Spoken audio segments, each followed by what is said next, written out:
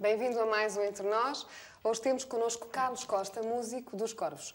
Carlos Costa, muito obrigada por ter aceito o convite. Obrigado. Os Corvos são um quarteto de cordas. São 4 primos que se conhecem certamente há muito tempo e tocam juntos desde crianças, não é assim? Sim, nós além de termos começado os 4 a tocar muito cedo, cada um o seu instrumento. Desde sempre o mesmo instrumento? No meu caso, por exemplo, não. Eu comecei aos 6 anos com piano e depois aos 12 é que mudei para o violoncelo. Mas eles começaram todos mais cedo, com os violinos e a viola. E depois, a viola d'arco. A viola d'arco. E dado o facto de sermos primos e de nos conhecermos desde crianças, tivemos um rumo sempre muito comum entre os 4. Desafiavam-se uns aos outros? Sim, já nas brincadeiras. E havia a vontade de serem músicos profissionais? Eu acho que desde jovens que isso foi uma estrelinha que sempre nos brilhou lá ao longe. Sempre foi um objetivo que nós quisemos alcançar. O facto de irmos juntos para o conservatório, de partilharmos as aulas de música de câmara e termos também em comum a orquestra no conservatório, onde havia já diversas brincadeiras que tínhamos os 4. Que tipo de brincadeiras, que tipo de músicas é que compunham na altura? Nós na altura só executávamos, não compunhamos nada. Tínhamos, basicamente éramos intérpretes que estudávamos um instrumento e que as pessoas nos davam este ou aquele concerto para nós trabalharmos. Mas a nível de música de câmara éramos assim um bocadinho brincalhões demais, às vezes. Eu sei que se reuniam alguns numa sala perto das aulas de balé. Eu li qualquer coisa nesse sentido. Mas sempre foram muito bons músicos e muito preocupados em melhorar em cada ano. Eu sei que, de certa maneira, também se desafiavam uns aos outros, porque o Carlos terminou o curso no Conservatório com 19 valores, um primo seu com 20 valores e certamente os outros também com muito boas notas. Foi um propósito vosso? É assim, não nos consideramos excelentes intérpretes. Consideramos bastante estudiosos, muito metódicos e muito trabalhadores. Eu acho que isso é um caminho, e com algum talento, não é? Mas a proporção entre o talento e o trabalho é sempre muito difícil de conseguirmos estabelecer. É lógico que o facto dos 4 termos um percurso já há tantos anos juntos também facilitou muito e fez com que nós próprios, sem querer, como disse, nos estivéssemos motivados uns aos outros, não é? Havia sempre aquela brincadeira, mas sempre no sentido de melhorarmos aquilo que nós estávamos a trabalhar, não é? A vossa formação inicial, creio que se chamava Amadeus Ensemble. Ensemble Amadeus. Ensemble Amadeus, exatamente ao contrário, mas o conteúdo era o mesmo. Quando é que nasceram os Corvos? Os Corvos foi assim, tudo o que tem acontecido com Corvos tem sido tudo muito natural. Nunca houve uma preocupação estabelecida de termos um percurso definido e de chegarmos a tal sítio. A única preocupação que nós temos é tocar melhor e trabalharmos o mais possível para que isso aconteça. Quanto ao Ensemble Amadeus e depois mais tarde ao Mas Quarteto, portanto, isto tudo, formações que nós os 4 participávamos e que depois veio a originar os Corvos. É assim, a nossa preocupação e o que nós queríamos fazer, no fundo, era divertirmos um pouco. Acho que era, se calhar, fugir um bocadinho à rigidez do conservatório, à rigidez do trabalho que temos todos individualmente em casa, mas, se calhar, termos algum prazer. E daí... Os músicos de formação clássica não são obrigatoriamente formais e sisudos? Era um pouco por aí? Não, acho que não. Acho que isso é uma ideia... Há todo o lado do virtuosismo, portanto, eu acho uma certa obediência, não é? Ao instrumento, ao próprio instrumento. E de rigor, há um sentimento de rigor. Esse rigor é muito definido e só pode ser com esse rigor, não é? Mas isso tem tudo a ver também com tudo, não é? Tudo o que uma pessoa queira fazer, se houver bastante trabalho no background, depois, quando chegar à altura, as coisas podemos, se calhar, divertir-nos muito mais, não é? Porque temos uma base técnica que nos permite estarmos muito mais à vontade naquilo que fazemos. E pronto, essas 2 formações, tanto o Ensemble Amadeus como o Mas Quarteto, foi uma degeneração dos ensinamentos que nos tinham dado. Ou seja, nós a nível técnico... Com muita estima por esses ensinamentos, não é? Claro, e ainda hoje são esses ensinamentos que nos dão uma base técnica. E foram professores no conservatório que nos disseram que uma coisa tão importante como isto, que é a música e a técnica só serve para uma coisa, para podermos sentir. E eu acho que no fundo é isso. O trabalho todo que nós temos, a nível metódico e de execução o mais perfeito possível. Estamos a falar de um contexto de trabalho de quanto tempo? É diário, certamente, é um trabalho diário, mas em média, sabe dizer quantas horas é que trabalha com, É assim, com o violoncelo? cada um de nós tem de trabalhar pelo menos umas 3, 4 horas agora, para manter alguma coisa. E depois, fora isso, fora os ensaios das orquestras, temos também de ter forçosamente os ensaios de quarteto, porque a afinação é totalmente diferente, a afinação quando tocamos sozinhos ou quando tocamos os quatro. Há sempre cedências, há sempre uma procura, há sempre um juntar, não é? Não é algo estabelecido. A mesma nota num acorde diferente pode ser mais alta ou mais baixa. Quer dizer, há sempre um compromisso que temos de arranjar entre os quatro. E essa cedência nós estamos habituados a fazer, porque fazemos isso do ponto de vista pessoal e do ponto de vista musical também. Porque tem que ser mesmo assim, portanto, para não dar também primazia ou privilegiar um determinado instrumento em detrimento dos outros, não é? É assim, um quarteto de cordas, na nossa opinião, funciona como um bloco. Não é? E esse bloco tem de estar o mais unido possível e tem de estar o mais trabalhado possível. É lógico que pronto, para nós é muito importante estar a fazer também outras coisas e eu, por exemplo, tecnicamente, uma pessoa tem de estudar escalas e tem de estudar arpejos e tem de estudar estudos e concertos e tudo e mais alguma coisa. Mas depois temos o outro lado, que é depois de termos esse trabalho feito, sabemos que vamos estar os quatro juntos e que vamos ter bastante divertimento pela frente. E isso para nós é de facto um divertimento. É, continua a ser. Eu acho que quando deixar de ser, acho que os corvos acabaram. Os primos, portanto, têm-se dado bem ao longo destes 3 trabalhos discográficos. Sim, acho que sim. Falta saber porque é que se chamam corvos. Nós temos várias perspectivas, não é? Uma delas as pessoas à partida assemelham o corvo a algo muito negro, e de facto é negro, mas é um... E as vossas vestes também são negras? Também, mas era uma coisa que já acontecia anteriormente. Nós sempre gostávamos de nos vestir de negro, não pelo lado sombrio, mas porque é uma cor que vai bem com tudo, não é? Quer dizer, é algo que nos agrada.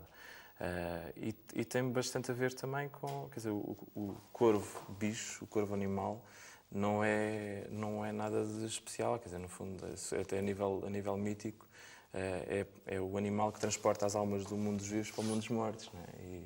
E tudo isso vemos como algo positivo, não como algo sombrio. E depois tem também vários outros aspectos. Nós já na orquestra, quando éramos mais crianças do que somos hoje, tínhamos o hábito de fazer o grito do corvo e as pessoas andavam sempre a chatear-nos a cabeça para não fazermos aquilo, porque era uma falta de respeito. E fazemos isso, e depois tem de ver também com os casacos que usamos, porque são casacos ainda bastante compridos. E sobretudo eles nos violinos faz um movimento que ao longe pode parecer também as asinhas do corvo. E há também o lado da caracterização, que eu sei que recentemente, pelo menos num concerto, eu reparei que estavam todos caracterizados. Sim, nós temos por hábito no concerto de nos pintarmos. Acho que faz com que encarnemos com muito mais facilidade o papel que cada um de nós quer ser. E o facto de estarmos com uma máscara, no fundo, que é uma pintura, estamos a ter uma máscara à nossa frente e possibilita que estejamos muito mais despertos, muito mais à vontade e que tenhamos, sobretudo, uma maneira de estar, se calhar, mais nossa. Eu acho que, no fundo, é isso. Um concerto de corvos, nós vemos os concertos sempre não como mais um concerto, mas como um concerto especial. E embora tenhamos alinhamentos... Independentemente do local onde esse concerto é feito? Sim, nós temos a preocupação de ter boas condições. Eu acho que isso é importante num trabalho como o nosso. E em todos os trabalhos, basicamente. Mas a nossa preocupação fundamental é que, quando vamos para o palco, vamos divertir-nos e as pessoas que estão connosco também se vão divertir e encaramos o público como... Cada pessoa do público, para nós, tem de ser um amigo. Nós estamos em palco a dar o que nós temos de melhor, que é a nossa alma. E acho que as pessoas percebem isso. Acho que um concerto de corvos é sempre um momento diferente. Tentamos que cada concerto seja especial na sua forma. De certa forma, único, que valha por si. Sim. O primeiro trabalho discográfico funcionou como uma homenagem aos chutes e pontapés? Sim, foi mesmo uma homenagem muito sentida, porque nós os quatro, quando se deu a oportunidade de gravarmos um disco, e a oportunidade que nos foi dada foi de um modo muito simples. Disseram-nos: queremos que vocês gravassem um disco, escolham o que querem fazer. Isso então os corvos visitam os chutes, foi o primeiro trabalho discográfico? Foi que reuniu o consenso de nós os quatro. Acho que foi uma banda que para nós é mítica, que tem também algumas semelhanças também, que nós também nos identificámos já logo na altura, porque eles também são quatro e são das poucas bandas portuguesas que se mantêm os mesmos elementos desde o princípio até hoje. E eu acho que a música tem de ser assim. Um grupo tem um nome, tem elementos, mas os elementos têm de se manter, porque senão não vale a pena, não é? Quer dizer, a O segundo identidade trabalho perde-se. chama-se Postscriptum. E há pouco, quando me dava a explicação dos corvos, portanto, em termos mitológicos, é o animal que transporta a alma do mundo dos vivos para o mundo dos mortos. Há uma espécie de revisitação aqui dos Nirvana, mais propriamente do Kurt Cobain, e também do Jim Morrison. Foi um bocadinho imbuído neste espírito dos corvos que resultou este trabalho? Foi, no fundo, o que nós tentámos fazer com este trabalho fomos buscar músicos que morreram com 27 anos, à exceção do Kurt Weill, e como achámos que eles tinham morrido muito jovens e que certamente hoje, se continuassem a compor, teriam deixado um legado ainda maior, teriam deixado uma herança musical ainda mais forte do que a que deixaram. E, no fundo, o que nós fizemos foi pegar na música deles e transformá-la à nossa maneira, não é? Tocá-la como nós sentimos. E, no fundo, foi mais uma homenagem, mas desta vez a pessoas que já não estão cá, mas que deixaram uma herança musical muito forte. E como achámos que seria importante pegar nisso, pegar em ídolos que nós temos, não é? Tanto o Jim Morrison como o Kurt Cobain, foi, no fundo, foi mais uma homenagem, mas desta forma, de uma forma diferente. Portanto, se eles tivessem a oportunidade de assistir a um concerto vosso, acha que de algum modo se poderiam identificar com as vossas músicas? Reconheceriam certamente as músicas deles? Qual acha que seria a reação? Eu gostava muito de ver isso. Seria interessante. Seria muito interessante, não sei, é sempre complicado. Eu acho que para um músico ouvir a sua música tocada por outras pessoas, acho que é muito bom. Eu acho que isso é excelente. Outro dia ouvi, por acaso, uma entrevista do Sérgio Godinho, onde ele falava que é muito bom que as músicas dele sejam tocadas por outras pessoas. E eu acho que isso é fundamental. Eu acho que qualquer compositor tem de ter a preocupação de não deixar as músicas fechadas consigo. E a música só vai ganhar com isso. Só vai ganhar com a interpretação de várias pessoas que têm experiências diferentes, que têm uma maneira de ser diferente, porque temos todos, não é? E é lógico que a maneira de tocar tem muito a ver com o dia que nós passamos, com o estudo que fizemos ou não na semana anterior, quer dizer, tem tudo a ver com tanto o lado musical como o lado pessoal. O lado pessoal influencia bastante a maneira de tocar e a maneira de sentir cada música. Carlos Costa, e finalmente o último trabalho discográfico, Corvos 3. E é para continuar, certamente. Claro, sempre. Então fala-nos deste último trabalho. Este trabalho tem 3 grandes novidades. A primeira, que se calhar a mais fulcral e a mais importante, é um CD de originais, com originais do Pedro Teixeira da Silva, que é o nosso primeiro violino. A segunda é a inclusão da voz, que está... Daí vou buscar também a terceira novidade, que é a oferta... Foi uma espécie de cedência que fizeram ou não? Não, a um grupo instrumental? Não, nós não tentamos não catalogar muita música e tentamos, sobretudo, não nos vermos os Corvos como um grupo instrumental ou vocal. Quer dizer, não fazemos muito essa diferenciação.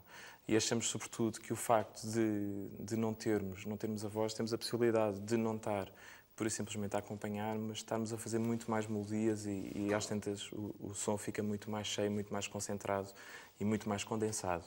E o facto de não ter voz é também uma possibilidade de nos ouvirmos em qualquer parte do mundo. É uma linguagem muito mais universal. Não é? É lógico, por exemplo, que no caso deste disco, com a oferta de 3 versões com voz, foi uma experiência que nós fizemos, mas não tem uma voz cantada. O primeiro trabalho é uma canção, mas os outros 2 são no fundo, principalmente o Drive and Dive /Vox, foi buscar uma coisa muito engraçada, que é um poema do Edgar Allan Poe, de Raven, com uma tradução de Fernando Pessoa e uma interpretação do jornalista. Ou seja, a nossa ideia não foi ir buscar um cantor, fomos buscar o Zé Manuel Simões, que é crítico musical, e deixou de estar no público e passou para o outro lado. Portanto, fizemos esta experiência no Centro Cultural de Belém, e ele declamou o poema e ficou muito forte, ficou muito intenso. Há todo este experimentalismo a que se dá, portanto, não tem um comportamento linear, nem déjà vu. Não, nós tentamos sobretudo nunca fechar portas. É a preocupação dos Corvos, manterem sempre os horizontes muito abertos, o mais aberto possível. É sempre possível, nunca dissemos não vamos nunca fazer isto. hoje em dia pode não fazer sentido, daqui a um ano se calhar faz. Tudo tem a ver com o momento. Estes 2 trabalhos e o primeiro são frutos de 3 momentos, 3 alturas da nossa vida. Este é um trabalho que nos orgulhamos particularmente, visto serem originais. E tem versões muito engraçadas, porque uma vez que são originais, que nunca ninguém as ouviu, as pessoas vão perceber que é um trabalho de emoções. Eu acho que é pura e simplesmente só isto. Não é nada mais. Continuamos à mesma com a presença da bateria do Paulo Martins. Há a tal CD bónus com as 3 músicas cantadas, mas continua a ser um trabalho de corvos, continua a ser o nosso universo. A nível de design gráfico, se calhar este é o trabalho mais Sim, parecido. eu acho que é digno de mostrar, até porque vai dar uma explicação curiosa a propósito desta fotografia, não é? Sim, esta fotografia foi utilizada um rolo de infravermelhos no rolo a preto e branco. Portanto, é uma película muito pouco utilizada cá em Portugal. Acho que, salvo erro, é a primeira vez que alguma capa de um CD foi feita com este tipo de película. E foi um amigo nosso que fotografou, que é o Manuel Luís Cochofel, que tem sido recentemente premiado a nível fotográfico, que é um amigo nosso e que tem um talento incrível para a fotografia. E sentimos muito bem a tirar fotografias com ele. Isso também é importante, porque às tantas, para nós o mais complicado é este tipo de coisas. São as conversas, são os programas de televisão, são as fotografias. Estamos muito mais habituados a estar a tocar. Portanto, para nós isto resultou muito facilmente e para nós foi uma grande surpresa também. Mas daquilo que eu posso perceber, não se sente minimamente inibido a conversar em televisão. E eu acho que se divertem de facto muito. Não resisto também a mostrar esta fotografia, na medida em que os corvos desceram, creio que ao Largo de Camões, ao Largo de Camões, e estavam de facto muito felizes, muito contentes. Como sempre. Neste dia. Portanto, quem vos tirou a fotografia de facto correspondeu muito bem aos vossos anseios. Ainda falando um pouco dos espetáculos, que há pouco me estava a dizer, que de facto gostam de tornar únicos, cada espetáculo é único. Independentemente do local onde esse espetáculo é feito, num centro urbano ou num centro rural. Eu sei que já fizeram um pouco por todo o país, inclusivamente em igrejas, às vezes pouco apetrechadas, mas que deve criar um ambiente muito particular, muito especial. Gostaria de saber se ainda partilham as opiniões, os sentimentos por parte do público, de quem vê os vossos espetáculos, na medida em que depois dão-se um pouco à conversa, não é? Sempre, sempre. É fundamental para nós falar com as pessoas.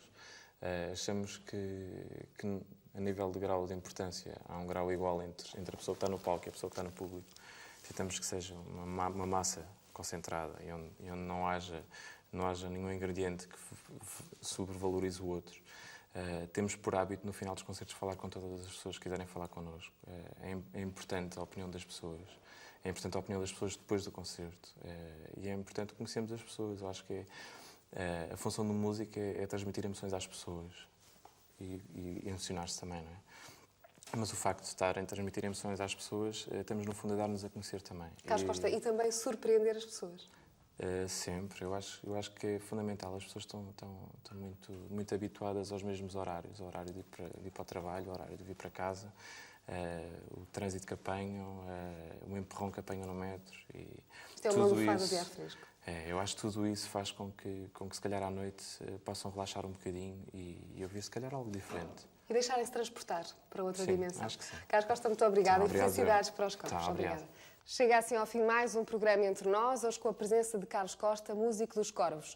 Se nos quiserem enviar mensagens, pode fazê-lo através do e-mail entrenos@univ-ab.pt. A equipa do Entre Nós despede-se e conta consigo no próximo programa. Fica agora com o tema dos Corvos. Obrigada.